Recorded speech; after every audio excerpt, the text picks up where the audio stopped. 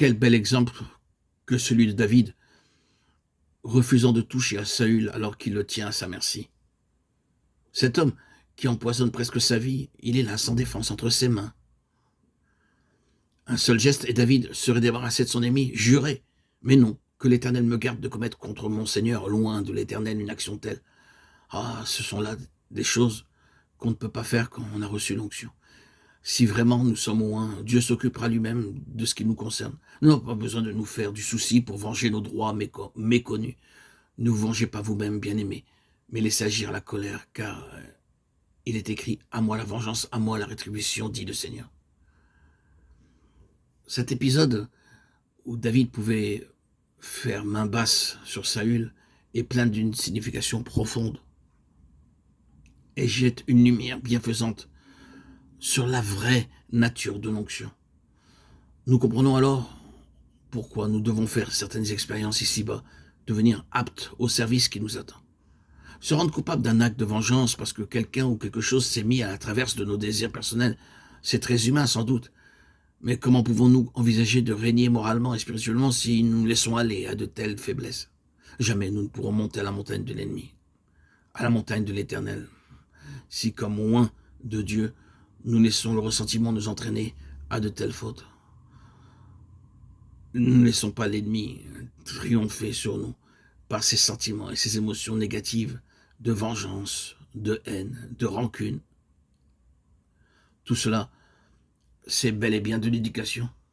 Vous vous en rendez compte, frères et sœurs en Christ? C'est une éducation fondée sur l'onction, en harmonie avec elle.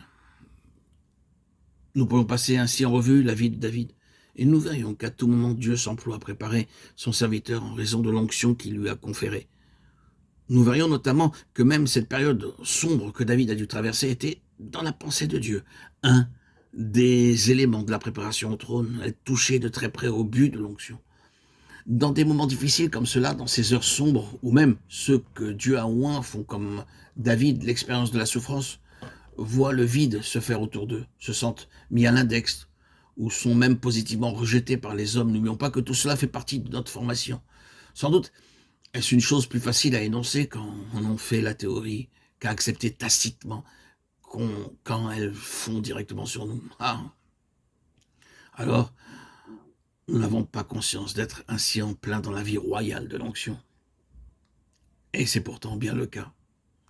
Tout cela est en rapport direct avec le témoignage de Jésus et nous constatons que sur ce point, David se trouve être un type tout à fait exact du Seigneur Jésus. Il reçoit l'onction, mais l'onction ne le préserve ni de l'opprobre, ni de la souffrance. Elle l'y conduit, au contraire, comme à l'étape indispensable qu'il faut franchir pour arriver au trône. Lorsque nous passons par la souffrance, alors nous pouvons régner avec le Seigneur, connaître sa gloire. Tenons-nous-le pour dit, ceux qui reçoivent l'onction n'échappent pas à la souffrance. L'onction, c'est la souffrance. Mais la souffrance n'est pas le but, c'est le chemin du triomphe. Car pour finir, si nous souffrons, nous régnerons. L'onction comporte ces deux choses. Revenons à notre point de départ. Résumons tout ce qui a été dit. En répétant, premièrement, que l'onction est immédiatement suivie d'une violente réaction du monde des ténèbres. Et deuxièmement, qu'elle marque le point de départ de toute une période de préparation, d'éducation et d'entraînement en vue de l'objectif pour lequel l'onction a été donnée. Frères et sœurs en Christ, chers amis, auditeurs, auditrices, que Dieu nous aide à tirer profit de ces choses et qu'il en résulte pour nous une intelligence plus claire de notre vocation en Christ et un encouragement à entrer dans la plénitude du témoignage.